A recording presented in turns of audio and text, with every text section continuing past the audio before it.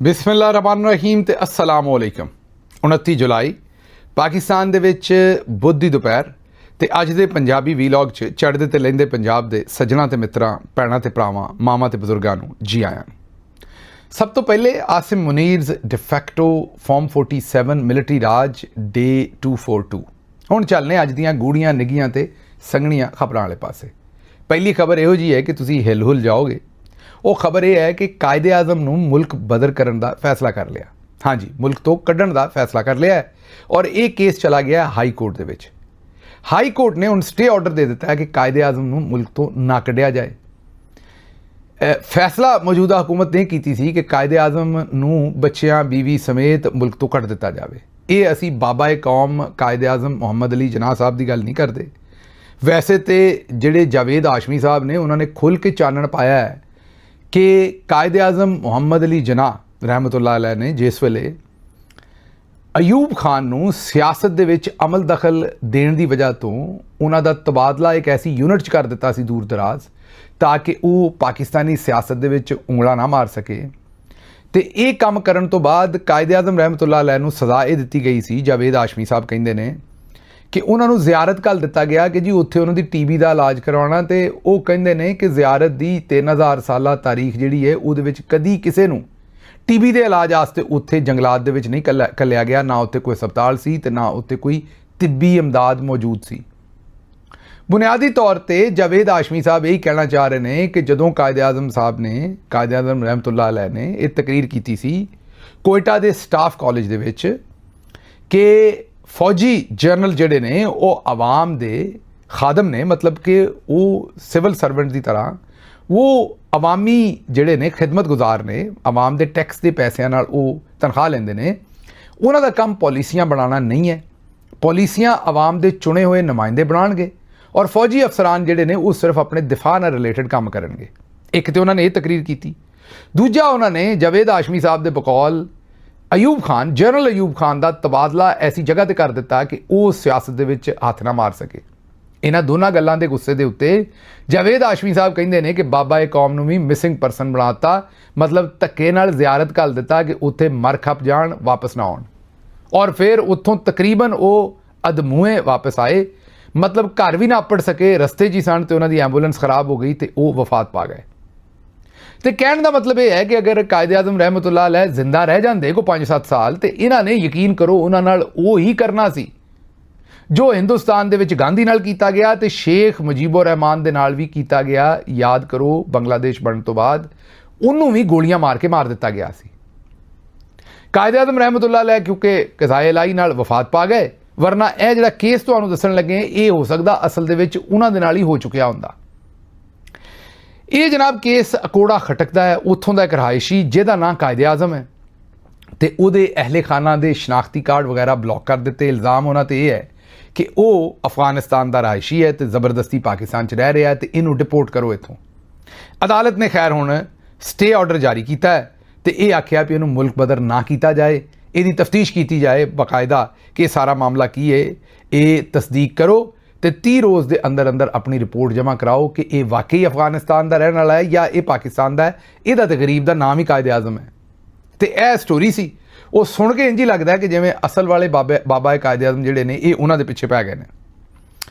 अगली खबर तुहाडे सामने रख दे, ये बिहार तो है। एक तालिब इलम वाले पासे क्लाशनकोफ सिद्धी करन ते, बंदूक सिद्धी करन ते बिहार का एक कांस्टेबल जिहदा नाम अभिषेक पटेल है उन्होंने उन्होंने मुअत्तल कर दिता है। रौले उत्थे पै गए जिस वेले स्टूडेंट्स ने ये एक एहतजाज किया सी, तुहानूं पता है पिछले चंद दिन पहले। उस एहतजाज दे विच स्टूडेंट्स जिहड़े सन उन्हां दी पुलिस दे नाल भी तुहानूं पता खै बखै हुई, तुसीं देखी है, सुनी भी है, सारा कुछ तुहानूं उत्थे पता भी है। फिर एजुकेशन मिनिस्टर का उन्होंने इस्तीफा भी लभ गया, ये भी तुसीं वेख लिया। लेकिन इस सारे प्रोसैस च उन्होंने उत्थे डांगा शांगा भी मारियां गईयां सन ते बिहार दे विच बिहार पुलिस के कांस्टेबल ने स्टूडेंटां नाल बंदूक सिद्धी की सी। उत्थों की असैम्बली दे विच पै पटाके गए और उन्होंने कहा कि बई ये किहड़ा नवां काम साडे मुल्क शुरू कर लिया है ना, ये हुण साडे बच्चियां दे उत्ते स्टूडेंट्स दे उत्ते बंदूकां तानणगे। वो लैद है बड़ी हुई और आखिरकार SP पूरन झा ਉਹਨਾਂ ਨੇ ਹੁਣ ਬਿਆਨ ਦਿੱਤਾ ਹੈ BBC ਨੂੰ ਕਿ ਅਸੀਂ ਇਸ ਕਾਂਸਟੇਬਲ ਨੂੰ ਮੁਅੱਤਲ ਕਰ ਦਿੱਤਾ ਹੈ ਤੇ ਇਹਦੇ ਖਿਲਾਫ ਕਾਰਵਾਈ ਸ਼ੁਰੂ ਕਰ ਦਿੱਤੀ ਹੈ। ਅੱਛਾ, ਮੈਂ ਹੈਰਾਨ ਹੈ ਕਿ ਇੰਡੀਆ ਵਾਲੇ ਏਡੇ ਤੜਫ ਉੱਠੇ ਸਿਰਫ ਇੱਕ ਬੰਦੂਕ ਸਿੱਧੀ ਕਰਨ ਤੇ, ਹਾਲਾਂਕਿ ਇੱਧਰ ਸਾਡੇ ਵਾਲੇ ਪਾਸੇ ਬੰਦੂਕ ਨਹੀਂ ਸਿੱਧੀ ਕਰਦੇ, ਸਿੱਧੀਆਂ ਗੋਲੀਆਂ ਮਾਰਦੇ ਨੇ, ਔਰ ਜਿਹੜੇ ਗੋਲੀਆਂ ਮਾਰਦੇ ਨੇ ਉਹਨਾਂ ਨੂੰ ਮੈਡਲ ਦਿੰਦੇ ਨੇ। ਇਹ ਜਿਹੜੀ CCD ਬਣਾਈ ਹੈ, ਜਿਹੜੀ ਪੂਰੇ ਪੰਜਾਬ ਦੇ ਵਿੱਚ ਕੋਈ 7000 ਬੰਦਾ ਆਖਿਆ ਜਾਂਦਾ ਵੀ ਕਤਲ ਕਰ ਛੱਡਿਆ ਜਿੰਨੇ, ਔਰ ਉਹ ਐਕਸਟਰਾ ਜੁਡੀਸ਼ੀਅਲ ਕਿਲਿੰਗ ਹੋਈ ਹੈ ਲੋਕਾਂ ਨੂੰ ਅਦਾਲਤਾਂ 'ਚ ਖੜੇ ਬਗੈਰ ਹੀ, ਉਹਨਾਂ ਨੂੰ ਤੁਸੀਂ ਵੇਖੋ ਵੀ ਇੱਕ ਕਿਸਮ ਦੇ ਮੈਡਲ ਲੱਭ ਰਹੇ ਨੇ। ਇਸੇ ਤਰੀਕੇ ਨਾਲ ਜਿੱਥੇ ਮੁਜ਼ਾਹਰਾ ਹੁੰਦਾ ਸਿੱਧੀਆਂ ਗੋਲੀਆਂ ਮਾਰਦੇ ਨੇ। ਹੁਣ ਕਸ਼ਮੀਰ 'ਚ ਹੁਣ ਤੱਕ ਕਸ਼ਮੀਰ ਐਕਸ਼ਨ ਕਮੇਟੀ ਕਲੇਮ ਕਰਦੀ ਹੈ ਕਿ 70 ਤੋਂ ਬਹੁਤੇ ਬੰਦੇ ਮਾਰ ਛੱਡੇ ਨੇ। ਉੱਥੇ ਇੰਡੀਆ ਵਾਲੇ ਤਰਫ ਬੈਠੇ ਨੇ ਕਿ ਜਨਾਬ ਇੱਕ ਸਿਰਫ ਬੰਦੂਕ ਸਿੱਧੀ ਕਰ ਦਿੱਤੀ ਹੈ। ਉਹ ਬਈ ਤੁਸੀਂ ਖੁਸ਼ਕਿਸਮਤ ਹੋ, ਉਹਨੇ ਬੰਦੂਕ ਚਲਾਈ ਨਹੀਂ, ਸਿਰਫ ਸਿੱਧੀ ਕੀਤੀ ਹੈ। ਸਾਡੇ ਵਾਲੇ ਤੇ ਪੂਰੀ ਮੈਗਜ਼ੀਨ ਖਾਲੀ ਕਰਦੇ ਨੇ ਲੋਕਾਂ ਦੇ ਸੀਨਿਆਂ ਦੇ ਵਿੱਚ। ਅੱਗੇ ਚੱਲਨੇ ਜੀ ਅਗਲੀ ਖਬਰ। ਅਟਾਰਨੀ ਜਨਰਲ ਮਨਸੂਰ ਅਵਾਨ ਸਾਹਿਬ ਸਾਰੇ ਗੰਦੇ ਕੰਮਾਂ ਦੇ ਵਿੱਚ ਸ਼ਾਮਿਲ, ਅਦਾਲਤ ਲੁੱਟਣ ਦੇ ਵਿੱਚ, ਆਈਨ ਲੁੱਟਣ ਦੇ ਵਿੱਚ। ਹਾਲਾਂਕਿ ਪੜ੍ਹੇ ਹਾਰਵਰਡ ਯੂਨੀਵਰਸਿਟੀ ਤੋਂ ਨੇ, ਲੇਕਿਨ ਉਹਨਾਂ ਨੇ ਇਹਨਾਂ ਦਾ ਵਿਗਾੜਿਆ ਕੁਛ ਨਹੀਂ। ਨਾ ਇਹਨਾਂ ਦੇ ਜ਼ਮੀਰ ਨੂੰ ਉਹ ਕੁਝ ਕਰ ਸਕੇ, ਨਾ ਇਹਨਾਂ ਦੀ ਅਖਲਾਕੀਆਤ ਨੂੰ, ਨਾ ਇੰਟੈਗਰਿਟੀ ਨੂੰ। ਇਹਨਾਂ ਜਾ ਕੇ ਸਾਰੀ ਤਾਲੀਮ ਦੇ ਬਾਵਜੂਦ ਵੀ ਚੌਧਰੀ ਦਾ ਪਾਣੀ ਭਰਿਆ। ਚੌਧਰੀ ਨੇ ਇਹਨਾਂ ਕੋਲੋਂ ਸਾਰੇ ਗੰਦੇ ਕੰਮ ਕਰਵਾਏ ਤੇ ਮਤਲਬ ਇਹ ਸਾਰੇ ਗੰਦੇ ਕੰਮਾਂ ਦੇ ਸਾਥੀ ਨੇ ਚੌਧਰੀ ਦੇ। ਲੇਕਿਨ ਆਂਦੇ ਨੇ ਭੈੜੇ ਕੰਮਾਂ ਦੇ ਨਤੀਜੇ ਭੈੜੇ। ਪੁਲਿਸ ਨੇ ਕੱਲ ਲਾਹੌਰ ਦੇ ਵਿੱਚ ਇਹਨਾਂ ਦੇ ਘਰ ਛਾਪਾ ਮਾਰਿਆ ਤੇ ਪੁਲਿਸ ਨੇ ਕਿਹਾ ਵੀ ਇੱਥੇ ਕੋਠਾ ਚੱਲ ਰਿਹਾ, ਮਤਲਬ ਇੱਥੇ ਜਿਹੜਾ ਉਹ ਬਰੋਥਲ ਹੈ, ਕੋਈ ਕੋਠਾ ਚੱਲ ਰਿਹਾ ਹੈ, ਇੱਥੇ ਕੋਈ ਖਵਾਤੀਨ ਨੂੰ ਲਿਆ ਕੇ ਗੰਦੇ ਕੰਮ ਕੀਤੇ ਜਾਂਦੇ ਨੇ ਇਹਨਾਂ ਦੇ ਘਰ ਦੇ ਵਿੱਚ। ਪੁਲਿਸ ਆਈ, ਉਹਨਾਂ ਨੇ ਉੱਥੇ ਜਿਹੜਾ ਤੁਹਾਨੂੰ ਪਤਾ ਇਹਨਾਂ ਟ੍ਰੇਨਡ ਕਰ ਦਿੱਤੇ ਨੇ। ਇਹੀ ਅਟਾਰਨੀ ਜਨਰਲ ਸਾਹਿਬ ਇਹਨਾਂ ਨੇ ਬੜੀ ਮਿਹਨਤ ਕਰਕੇ ਲੋਕਾਂ ਨੂੰ ਮਿਲਟਰੀ ਕੋਰਟਸ ਦੇ ਵਿੱਚ ਸਜ਼ਾਵਾਂ ਵੀ ਦਵਾਈਆਂ ਹੋਈਆਂ ਨੇ। ਇਹ ਉਹੀ ਅਟਾਰਨੀ ਜਨਰਲ ਨੇ, ਉਹਨਾਂ ਦੇ ਘਰ ਦੇ ਵਿੱਚ ਪੁਲਿਸ ਨੇ ਆ ਕੇ ਫਰਨੀਚਰ ਵਗੈਰਾ ਭੰਨਿਆ, ਘਰ ਤੋੜਿਆ, ਜਾਂਦੇ ਹੋਏ CCTV ਫੁਟੇਜ ਵੀ ਨਾਲ ਲੈ ਗਏ, ਕੈਮਰੇ ਸ਼ੈਮਰੇ ਵੀ ਲੈ ਗਏ, ਔਰ ਉਸ ਤੋਂ ਬਾਅਦ CCTV ਫੁਟੇਜ ਡਿਲੀਟ ਕਰਕੇ ਤੋਂ ਸਿਸਟਮ ਵਾਪਸ ਦੇ ਗਏ। ਜਿਸ ਵੇਲੇ ਅਟਾਰਨੀ ਜਨਰਲ ਸਾਹਿਬ ਨੇ ਰੌਲਾ ਸ਼ੌਲਾ ਪਾਇਆ ਵੀ ਬਈ ਇਹ ਮੇਰੇ ਨਾਲ ਵੀ ਹੋ ਗਿਆ, ਜੋ ਕੁਛ ਅਸੀਂ ਸਾਰਿਆਂ ਨਾਲ ਕਰਦੇ ਹੋ ਮੇਰੇ ਨਾਲ ਵੀ ਕਰ ਛੱਡਿਆ ਜੇ, ਉਹਨਾਂ ਕਿਹਾ ਓਹੋ ਤੁਸੀਂ ਹੁਣ ਇਹ ਸਟੇਟਮੈਂਟ ਦੇ ਦਿਓ ਵੀ ਗਲਤੀ ਲੱਗ ਗਈ, ਆਏ ਸਾਂ ਨਾਲ ਵਾਲਿਆਂ ਦੇ ਘਰ, ਗਲਤੀ ਨਾਲ ਤੁਹਾਡਾ ਐਡਰੈਸ ਫੜ ਲਿਆ ਤੇ ਅਸੀਂ ਇੱਧਰ ਆ ਕੇ ਤੋੜ ਫੋੜ ਕਰ ਛੱਡੀ। ਹੁਣ ਜਨਾਬ ਉਸ SHO ਤੇ, ਇਹ SHO ਥਾਣਾ ਸਰਵਰ ਰੋਡ ਹੈ, ਉਹਦੇ ਤੇ 11 ਅਹਿਲਕਾਰਾਂ ਦੇ ਉੱਤੇ ਜਿਹੜਾ ਉਹ ਪਰਚਾ ਦਰਜ ਕਰ ਦਿੱਤਾ ਗਿਆ ਹੈ ਤੇ ਉਹਨਾਂ ਨੂੰ ਚਾਰਜ ਸ਼ੀਟ ਕੀਤਾ ਗਿਆ ਹੈ ਵੀ ਉਹ ਇਹਨਾਂ ਦੇ ਘਰ ਕਿਉਂ ਗਏ ਨੇ। ਬਹਰਹਾਲ ਵੇਖ ਲਓ ਕਿ ਇਹਨਾਂ ਨੇ ਇਸ ਨਿਜ਼ਾਮ ਨੂੰ ਪੁਖਤਾ ਕੀਤਾ, ਸਾਰੇ ਗੰਦੇ ਕੰਮ ਕੀਤੇ, ਔਰ ਅੱਜ ਇਸ ਨਿਜ਼ਾਮ ਨੇ ਇਹਨਾਂ ਦੇ ਗਿਰੇਬਾਨ ਤੇ ਵੀ, ਬਲਕਿ ਇਹਨਾਂ ਦੀ ਲੁੰਗੀ ਦੇ ਉੱਤੇ ਵੀ ਹੱਥ ਪਾ ਲਿਆ ਤੇ ਲੁੰਗੀ ਇਹਨਾਂ ਦੀ ਚੁੱਕ ਕੇ ਰੱਖ ਦਿੱਤੀ ਉਹਨਾਂ। ਅੱਗੇ ਚੱਲਨੇ ਜੀ। ਅਗਲੀ ਖਬਰ ਤੁਹਾਡੇ ਸਾਹਮਣੇ ਜਿਹੜੀ ਰੱਖਣੀ ਹੈ ਉਹ ਖਬਰ ਹੈ ਬੈਰੂਨੀ ਸਰਮਾਇਆਕਾਰੀ ਵਧਾਉਣ ਵਾਸਤੇ ਇਸਲਾਹਾਤ ਤੇ ਅਮਲ ਪੈਰਾ ਹੋਣਾ ਬੜਾ ਜ਼ਰੂਰੀ ਹੈ। ਇਹ ਆਖਿਆ ਕਿੰਨੇ ਹੈ? ਜਨਾਬ ਫੀਲਡ ਮਾਰਸ਼ਲ ਸੈयद ਆਸਿਮ ਮੁਨੀਰ ਤਮਗਾ ਇਮਤਿਆਜ਼ ਮਿਲਟਰੀ ਨੇ।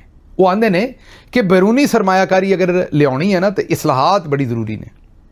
ਹੁਣ ਇਸਲਾਹਾਤ ਕਿਹੜੀਆਂ ਜਨਾਬ?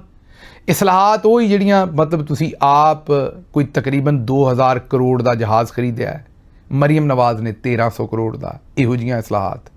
ਇਹ ਜਿਹੜੇ ਚੋਰ ਤੁਸੀਂ ਲਿਆ ਕੇ ਪਾਕਿਸਤਾਨ 'ਚ ਥਾਂ ਥਾਂ ਤੇ ਪਾਏ ਨੇ, ਇਹੋ ਜਿਹੀਆਂ ਇਸਲਾਹਾਤ।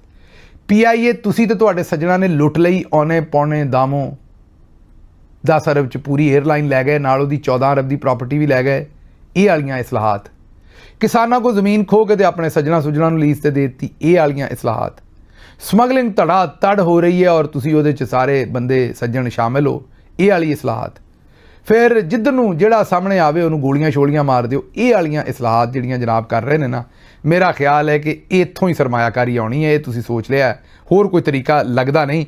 ਇਹ ਤੁਸੀਂ ਆਖਿਆ ਪਹਿਲੇ ਸਾਲ ਸੀ, ਲੇਕਿਨ ਹੁਣ ਤੇ ਪਤਾ ਨਹੀਂ 4 ਸਾਲ ਲੰਘ ਗਏ ਨੇ ਤੇ ਮੇਰਾ ਮਤਲਬ ਹੈ ਕਿ ਤਬਾਹੀ ਨਿਕਲ ਗਈ ਹੈ ਮਜ਼ੀਦ ਦੀ ਮਜ਼ੀਦ, ਔਰ ਜਿਹੜੀ ਰਹਿ ਗਈ ਉਹ ਵੀ ਨਿਕਲ ਜਾਣੀ ਹੈ। ਵੀ ਯਾਦ ਰੱਖਿਓ, ਇਹ ਜਿੰਨੂੰ ਵੀ ਇਹਨਾਂ ਦੇ ਉੱਤੇ ਉਮੀਦਾਂ ਨੇ ਨਾ, ਉਹ ਆਪਣਾ ਆਪਣਾ ਬਿਲਾ ਕਰ ਲਏ। ਇਹ ਅਗਲੇ 1-2 ਸਾਲਾਂ ਦੇ ਵਿੱਚ ਮਾਮਲਾਤ ਉੱਥੇ ਪਹੁੰਚਾ ਦੇਣਗੇ ਜਿਹੜੇ ਤੁਸੀਂ ਸੋਚੇ ਨਹੀਂ। ਅਗਲੀ ਖਬਰ ਲੈ ਲਓ ਜੀ।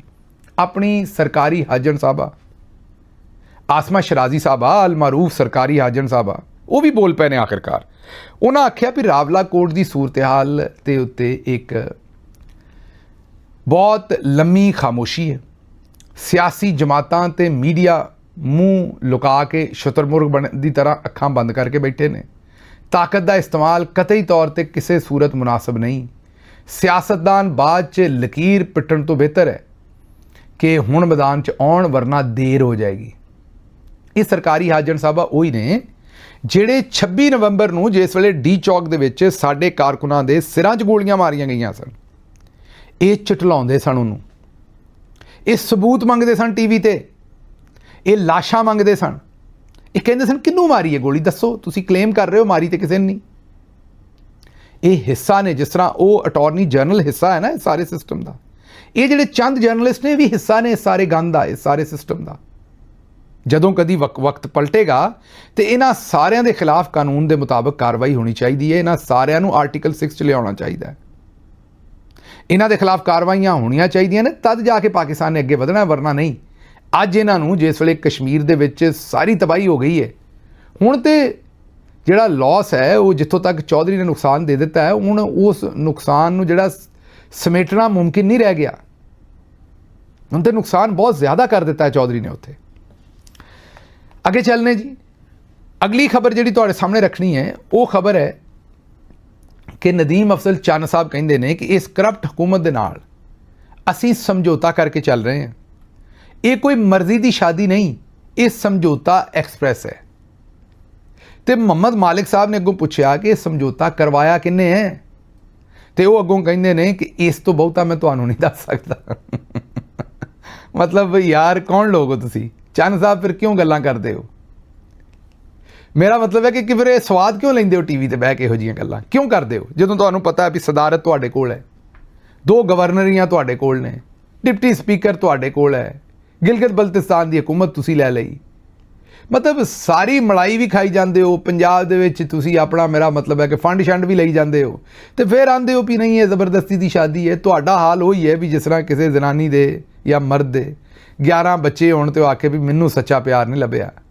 ਇਹ ਤੁਹਾਨੂੰ ਵੀ ਸੱਚਾ ਪਿਆਰ ਮੈਨੂੰ ਲੱਗਦਾ ਵੀ ਲੱਭਣਾ ਨਹੀਂ ਹੈ, ਤੁਹਾਡਾ ਵੀ ਸਮਝੌਤਾ ਐਕਸਪ੍ਰੈਸ ਹੀ ਚੱਲ ਰਿਹਾ ਹੈ। ਕੰਮ ਤੁਸੀਂ ਸਾਰਾ ਪਾਈ ਜਾ ਰਹੇ ਹੋ, ਲੇਕਿਨ ਸਮਝੌਤਾ ਐਕਸਪ੍ਰੈਸ ਉਸ ਦੇ ਬਾਵਜੂਦ ਚੱਲ ਰਹੀ ਹੈ। ਪੁਰਅਮਨ ਰਹਿਣਾ ਚਾਹੀਦਾ, ਵਰਨਾ ਮੈਂ ਵੀ ਸਦਰ ਜ਼ਰਦਾਰੀ ਦਾ ਬੇਟਾ ਹੈ। ਉਹ ਕਹਿੰਦੇ ਨੇ ਪੁਰਅਮਨ ਰਹਿਣਾ ਚਾਹੁੰਦੇ ਹਾਂ, ਅਸੀਂ ਪੁਰਅਮਨ ਰਹਿਣਾ ਚਾਹੁੰਦੇ ਹਾਂ, ਵਰਨਾ ਮੈਂ ਵੀ ਸਦਰ ਜ਼ਰਦਾਰੀ ਦਾ ਪੁੱਤਰ ਹੈ। ਇਹ ਬਿਲਾਵਲ ਜ਼ਰਦਾਰੀ ਸਾਹਿਬ ਨੇ ਬਿਆਨ ਦਿੱਤਾ ਹੈ। ਹੁਣ ਸਾਨੂੰ ਨਹੀਂ ਪਤਾ ਵੀ ਸਦਰ ਜ਼ਰਦਾਰੀ ਸਾਹਿਬ ਨੇ ਕਿਹੜਾ, ਮੇਰਾ ਮਤਲਬ ਹੈ ਕਿ ਅਖਰੋਟ ਭੰਨੇ ਨੇ ਹੱਥ ਨਾਲ। ਤੁਸੀਂ ਪਤਾ ਨਹੀਂ ਗੱਲ ਕਿੱਧਰ ਲੈ ਜਾਂਦੇ ਹੋ। ਮੈਂ ਨਹੀਂ ਕਹਿ ਰਿਹਾ ਵੀ ਅਖਰੋਟ ਜਿਹੜੇ ਨੇ ਉਹ ਜਿਹੜੀ ਉਹ ਮਸ਼ੀਨ ਦੇ ਵਿੱਚ ਭੰਨਦੇ ਨੇ ਦੇ ਕੇ, ਨਹੀਂ, ਮੈਂ ਹੱਥ ਨਾਲ, ਬਹੁਤਾ ਤਗੜਾ ਬੰਦਾ ਤੇ ਹੱਥ ਨਾਲ ਹੀ ਅਖਰੋਟ ਭੰਨ ਦਿੰਦਾ ਨਾ। ਇਹ ਮੈਨੂੰ ਨਹੀਂ ਪਤਾ। ਜ਼ਰਦਾਰੀ ਸਾਹਿਬ ਨੂੰ ਇੱਕ ਵਾਰੀ ਇੱਟ ਵਾਲਾ ਬਿਆਨ ਦਿੱਤਾ ਸੀ, ਉਸ ਤੋਂ ਬਾਅਦ ਉਹ ਨਜ਼ਰ ਨਹੀਂ ਸੀ ਆਏ, ਦੁਬਈ ਜਾ ਕੇ ਬੈਠੇ ਰਹੇ ਸਨ ਜਦੋਂ ਤੱਕ ਮਾਮਲਾਤ ਉਹਨਾਂ ਦੇ ਸਿੱਧੇ ਨਹੀਂ ਸੀ ਹੋਏ, ਮਿੰਨਤ ਤਰਲਾ ਨਹੀਂ ਸੀ ਕਰ ਲਿਆ। ਲੇਕਿਨ ਚਲੋ ਚੰਗੀ ਗੱਲ ਹੈ, ਤੁਸੀਂ ਧਮਕੀਆਂ ਲਾ ਸਕਦੇ ਹੋ, ਕੋਈ ਇਹਦੇ 'ਚ ਕਹਿਣ ਦੀ ਜ਼ਰੂਰਤ ਨਹੀਂ ਇਹਦੇ 'ਤੇ। ਅੱਛਾ ਜੀ, ਅਗਲੀ ਖਬਰ ਜਿਹੜੀ ਹੈ ਉਹ ਆਜ਼ਾਦ ਕਸ਼ਮੀਰ ਦੇ ਇਲੈਕਸ਼ਨ ਤੇ ਇੱਕ ਦੂਜੇ ਨੂੰ, ਜਿਸ ਤਰ੍ਹਾਂ ਚੰਨ ਸਾਹਿਬ ਨੇ ਕਿਹਾ, ਇੱਕ ਦੂਜੇ ਨੂੰ ਤਾਨੇ ਮਿਹਣੇ ਦੇ ਰਹੇ ਨੇ, ਔਰ ਅਸਲ ਦੇ ਵਿੱਚ ਤੇ ਉਹ ਆਂਦੇ ਨੇ ਕਿ ਬਈ ਰੋਵੇ ਯਾਰਾਂ ਨੂੰ ਲੈ ਨਾਮ ਭਰਾਵਾਂ ਦਾ। ਉਹ ਸੁਣਿਆ ਨਾ ਪੰਜਾਬੀ ਦਾ ਅਖਾਣ ਕਿ ਰੋਵੇਂ ਯਾਰਾਂ ਨੂੰ ਲੈ ਨਾਮ ਭਰਾਵਾਂ ਦਾ। ਇਹ ਪੀਪਲਜ਼ ਪਾਰਟੀ ਦਾ ਹਾਲ ਹੋਈ ਹੈ। ਅਟੈਕ ਕਰਦੇ ਨੇ ਨੂਨ ਲੀਗ ਵਾਲਿਆਂ ਤੇ ਕਿ ਇਹਨਾਂ ਨੂੰ ਬਹੁਤੀ ਜਿਤਾ ਦਿੱਤਾ ਗਿਆ ਉੱਥੇ, ਇਹ ਨਹੀਂ ਦੱਸਦੇ ਵੀ ਕੀਤਾ ਕਿਹਨੇ ਹੈ। ਰੋਣਾ ਇਹ ਰੋਂਦੇ ਨੇ ਵੀ ਉਹਨਾਂ ਨੂੰ ਫਾਰਮ 47 ਬਹੁਤੇ ਦੇ ਦਿੱਤੇ ਨੇ, ਸਾਡੇ ਨਾਲ ਧਾਂਦਲੀ ਹੋ ਗਈ ਹੈ, ਦੱਸਦੇ ਨਹੀਂ ਪਏ। ਮੁਖਤਾਰਿਆ ਗੱਲ ਵੱਧ ਗਈ ਹੈ, ਹਕੂਮਤ ਦੱਸਦੀ ਨਹੀਂ ਪਈ, ਪੀਪਲਜ਼ ਪਾਰਟੀ ਦੱਸਦੀ ਨਹੀਂ ਪਈ ਵੀ ਅਸਲ ਦੇ ਵਿੱਚ ਸਾਡੇ ਨਾਲ ਇਹ ਕੰਮ ਕਾਰ ਕਿਹਨੇ ਕੀਤਾ ਹੈ। ਦੱਸੋ, ਦੱਸਣ ਜੋਗੇ ਵੀ ਨਹੀਂ।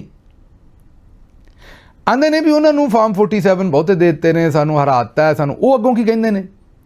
ਉਹ ਰਾਣਾ ਅਹਿਸਾਨ ਅਫਜ਼ਲ ਕਹਿੰਦੇ ਨੇ ਕਿ ਉੱਥੇ 3 ਮਰਹਲਿਆਂ 'ਚ ਇਸ ਲਈ ਇਲੈਕਸ਼ਨ ਹੋਇਆ ਕਿ ਪੀਪਲਜ਼ ਪਾਰਟੀ ਦੀ ਹਕੂਮਤ ਹੈ ਤੇ ਉਹ ਨਾ ਅਹਿਲ ਹੈ। ਉਹ ਇਲੈਕਸ਼ਨ ਕਰਵਾਉਣ ਜੋਗੇ ਨਹੀਂ ਸੀ ਕਸ਼ਮੀਰ ਦੇ ਵਿੱਚ, ਇਸ ਲਈ ਇਲੈਕਸ਼ਨ ਨਹੀਂ ਕਰਵਾ ਸਕੇ। ਅਗਰ ਇਲੈਕਸ਼ਨ ਕਰਵਾਉਣ ਜੋਗੇ ਹੁੰਦੇ ਤੇ ਉਹ ਇਲੈਕਸ਼ਨ ਇੱਕੋ ਵਾਰੀ ਕਰਵਾ ਲੈਂਦੇ। ਉਹਨਾਂ ਨੂੰ ਇਹ ਡਰ ਸੀ ਕਿ ਉੱਥੇ ਮਜ਼ਾਮਤ ਹੋਏਗੀ ਤੇ ਫਿਰ ਕੀ ਕਰਾਂਗੇ, ਮਤਲਬ ਇੱਕ ਤੇ ਵੱਧ ਕੇ ਦੂਸਰੇ। ਅੱਛਾ, ਅਗਲੀ ਆਖਰੀ ਖਬਰ ਲੈ ਲਓ ਜ਼ਰਾ। ਜਦੋਂ ਤੁਸੀਂ ਕਿਸੇ ਬੰਦੇ ਦਾ ਵਕਤ ਦੇ ਉੱਤੇ ਇਲਾਜ ਨਹੀਂ ਕਰਦੇ ਨਾ, ਤੇ ਫਿਰ ਉਹ ਕੰਮ ਵੱਧ ਜਾਂਦਾ ਹੈ। ਪਾਕਿਸਤਾਨ ਦੇ ਵਿੱਚ ਜ਼ਿਆਉਲ ਹਕ ਸਾਹਿਬ ਨੇ ਮਾਰਸ਼ਲ ਲਾਅ ਲਾਈ, ਇੱਕ ਇਲੈਕਟਿਡ ਪ੍ਰਾਈਮ ਮਿਨਿਸਟਰ ਨੂੰ ਸਜ਼ਾਏ ਮੌਤ ਦਿੱਤੀ। ਉਹਨਾਂ ਦੇ ਸੁਪੁੱਤਰ ਜਨਾਬ ਇਜਾਜ਼ੁਲ ਹਕ ਸਾਹਿਬ ਕੀ ਫਰਮਾਉਂਦੇ ਨੇ ਕਿ ਪਾਕਿਸਤਾਨ ਦੇ ਵਿੱਚ ਕਾਕਰੋਚ ਹੜਤਾਲ ਨਹੀਂ ਕਰ ਸਕਦੇ, ਨੌਜਵਾਨਾਂ ਨੂੰ ਪੁਕਾਰ ਕੇ ਕਹਿ ਰਹੇ ਨੇ। ਕਹਿੰਦੇ ਨੇ ਕਿ ਇੱਥੇ ਕਾਕਰੋਚਾਂ ਦੇ ਜਿਹੜਾ ਐਂਟੀ ਕਾਕਰੋਚ ਸਪਰੇਅ ਹੈ ਨਾ, ਉਹ ਬੜਾ ਜ਼ਾਲਮ ਹੈ ਤੇ ਉਹ ਕਾਕਰੋਚਾਂ ਨੂੰ ਪਹਿਲਾਂ ਹੀ ਮਾਰ ਦਿੰਦਾ ਹੈ। ਪਾਕਿਸਤਾਨੀ ਨੌਜਵਾਨਾਂ ਦੀ ਤੋਹੀਨ ਕਰ ਰਹੇ ਨੇ ਇਜਾਜ਼ੁਲ ਹਕ ਸਾਹਿਬ ਇਹ ਕਹਿ ਕੇ ਕਿ ਇੰਡੀਆ ਦੇ ਵਿੱਚ ਜਿਹੜੀ ਕਾਕਰੋਚ ਜਨਤਾ ਪਾਰਟੀ ਨੇ ਇhtਜਾਜ ਕਰਕੇ ਅਸਤੀਫਾ ਲੈ ਲਿਆ। ਐਂਕਰ ਨੇ ਪੁੱਛਿਆ ਵੀ ਇੱਥੇ ਵੀ ਕਾਕਰੋਚ ਕੁਝ ਕਰ ਸਕਦੇ ਨੇ, ਪਾਕਿਸਤਾਨ ਦੇ ਨੌਜਵਾਨ ਵੀ ਕੁਝ ਕਰ ਸਕਦੇ ਨੇ? ਉਹਨਾਂ ਨੇ ਕਿਹਾ ਨਹੀਂ, ਇੱਥੇ ਐਂਟੀ ਕਾਕਰੋਚ ਸਪਰੇਅ ਜਿਹੜਾ ਉਹ ਬੜਾ ਤਗੜਾ ਹੈ ਤੇ ਉਹ ਵੇਲੇ ਤੋਂ ਪਹਿਲਾਂ ਹੀ ਕੀਤਾ ਜਾਏਗਾ ਤੇ ਉਹ ਤਬਾਹੀਆਂ ਮਚਾਤੀਆਂ ਜਾਣਗੀਆਂ। ਮਤਲਬ ਕਹਿਣ ਦਾ ਇਹ ਹੈ ਵੀ ਉਹ ਅਗਰ ਵੇਲੇ ਨਾਲ ਇਹਨਾਂ ਦੇ ਵਾਲਦ ਸਾਹਿਬ ਨੇ ਜਿਹੜੇ ਕੰਮ ਇੱਥੇ ਕੀਤੇ ਸਨ, ਜ਼ਾਹਿਰ ਹੈ ਜੋ ਵੀ ਮਾਰਸ਼ਲ ਔਰ ਦੂਸਰੇ ਕੰਮ, ਉਹਨਾਂ ਦਾ ਕੋਈ ਸੱਦੇਬਾਬ ਕੀਤਾ ਜਾਂਦਾ ਤੇ ਅੱਜ ਇਹ ਸਟੇਟਮੈਂਟ ਤਾਂ ਨਾ ਦਿੰਦੇ ਜਿਹੜੀ ਇਹ ਦੇ ਰਹੇ ਨੇ। ਲੇਕਿਨ ਵੇਖੋ ਬੜੇ ਸ਼ੌਕ ਨਾਲ ਕਹਿ ਰਹੇ ਨੇ, ਪਾਕਿਸਤਾਨੀ ਨੌਜਵਾਨਾਂ ਨੂੰ ਕਹਿ ਰਹੇ ਨੇ ਵੀ ਇੱਥੋਂ ਦੇ ਕਾਕਰੋਚ ਅਸੀਂ ਟਾਈਮ ਨਾਲ ਹੀ ਮਾਰ ਲਈਦੇ ਨੇ। ਮੈਨੂੰ ਬਹਰਹਾਲ ਇੱਥੋਂ ਦਿਓ ਇਜਾਜ਼ਤ ਤੇ ਰੱਬ ਰੱਖ।